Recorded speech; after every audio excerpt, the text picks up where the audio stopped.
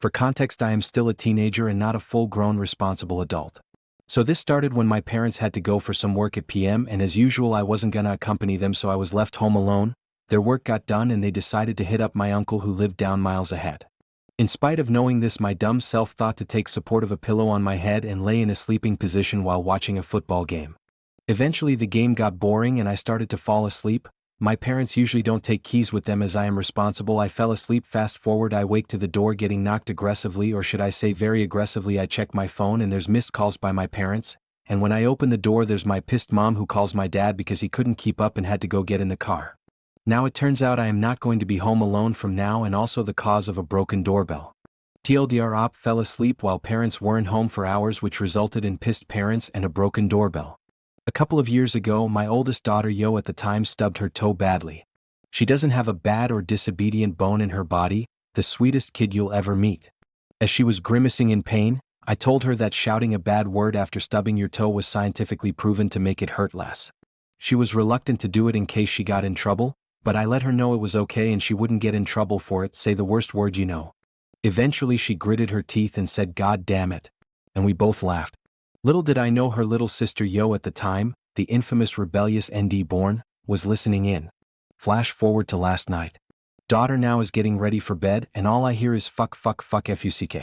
I look at her incredulously and she says I stubbed my toe, so it's okay to say fuck. I'm like, I did say that, didn't I? After some consideration I let her know the bad word when you stub your toe is only a house rule. Don't do that at school or over at your friend's house, okay? And maybe don't use the Ford next time. Okay. Just glad that mom didn't overhear it. TLDR, I encouraged my sweet firstborn to say a bad word after stubbing her toe, and she said a mild one. 2 years later my spirited secondborn stubbed her toe and dropped numerous F-bombs because she thought it was okay. I wanted a sweet treat before bed, so I grabbed the Welch's gummy snacks I bought as a healthier alternative to candy. As I'm snacking on them, I'm sharing them with my boyfriend who is in a Discord call with his brother. The gummies are super chewy and sticking to my teeth hard. As I'm snacking, my tooth that you had a root canal on 2 years ago feels weird. Loose even. I'm sure I'm just imagining it. So I keep snacking away. The feeling is weird, so I test the gummy on that side again. I was right, the crown was loose and pops off. I panic but luckily spit it out with the gummy so I don't accidentally swallow it. This is just my luck. Guess I'll call the dentist in the morning and get it fixed. There is gummies gunk all over it, so I take it to the sink to clean it off. As I'm washing it, my hands slip and it falls down the sink. I start screaming and laughing at how ridiculous this whole situation is, and my boyfriend is cracking up and shaking his head. After a little bit of fishing I pull it out. Now I have about a dental bill to deal with. TLDR, I almost lost part of my tooth to the garbage disposal. I was trying to make butternut squash soup for dinner.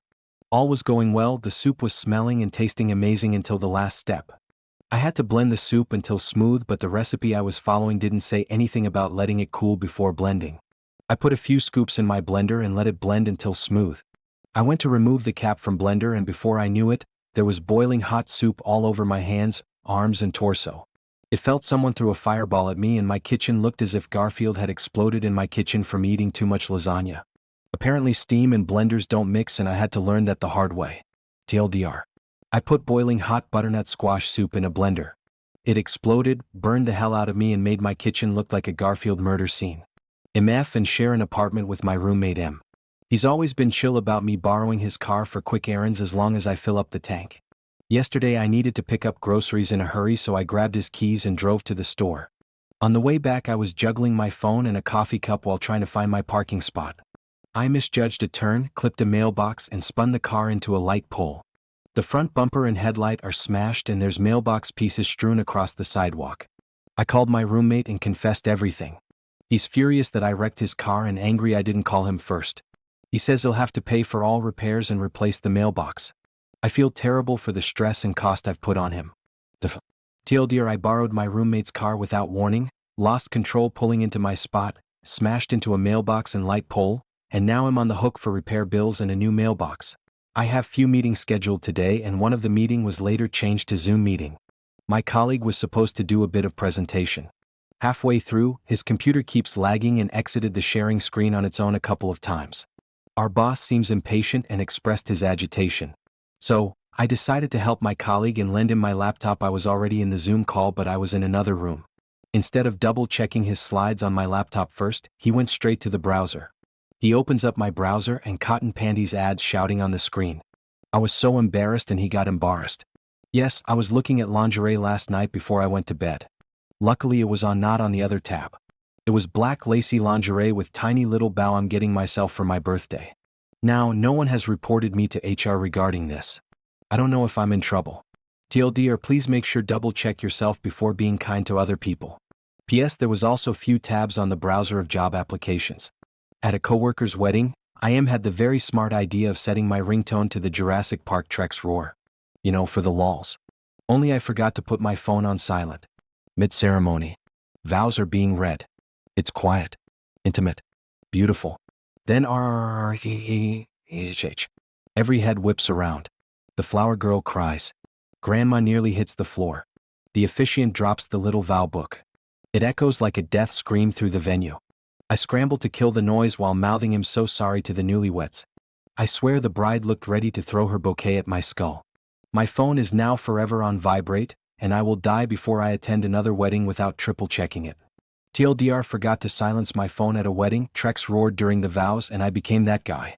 I've had digestive issues recently and started using a bathroom tracker app to chart things out for my doctor. I'm talking dates, times, and yes, descriptions, consistency, color, intensity, the whole yards. I was copying the latest week's log to email it to my doctor. What I didn't realize is I had copied the text and accidentally pasted it directly into my team's Slack. Into the main channel. With coworkers. And I didn't notice for a solid minutes. Because I walked away to make tea. I come back to Slack messages, 2 laughing reactions, and 1 very unamused DM from my manager saying, "Hey Justin, might want to clean that up." So now everyone knows my Tuesday poop was soft with a violent exit. And I will never recover socially. TLDR, accidentally pasted my poop diary into Slack instead of my doctor's email. My career is now a bowel movement joke. I was hanging out with friends tonight and smoked way too much bowls. I've not got much of a tolerance, so it was hitting me hard. One of my friends who had also smoked brought up hair removal and the possibility of removing it with fire. So we tested it, burned off some leg hair, and then I'm like, I wonder if you could burn off pubes like that, no shaving rash or pain of waxing. My friend thought that was bullshit, so to prove my point I decided to try that. I step into another room and start lighting at the edges where it's not too dense. It burned pretty easily with no problem. Being high, my pain tolerance was way off and I had no idea I was actually burning the life of my genitals. But that wasn't the worst part, because as I got into denser hair it started to catch fire a little too well. When I got to the center it lit on fire and that burned me more. So now I'm sitting on the couch writing this, half of my genitals burned, stinking of scorched hair and hairless. I think I may have learned a lesson. TLDR, I got way too high and burnt the life out of my genitals. Obligatory not a fuck up today. This happened about a month ago. I was walking by my friend and tapped him on the head as he wears a cowboy hat and I'm always tapping the hat. I was talking to him as this happened. It wasn't until the next day that I realized something was wrong when he didn't sit next to me. I asked him what was wrong and he explained he got a concussion from it. I felt so bad about the entire situation. Because this was at school, I did get called down and they reviewed the video and said that while it was just a tap and it was a very slim chance that it could have given a concussion, the person had a condition that magnified the effect of taps and hits to the brain. Thankfully, nothing more came of it and I was just asked to stay away for this person. TLDR, tapped a friend on the head and ended up giving him a concussion.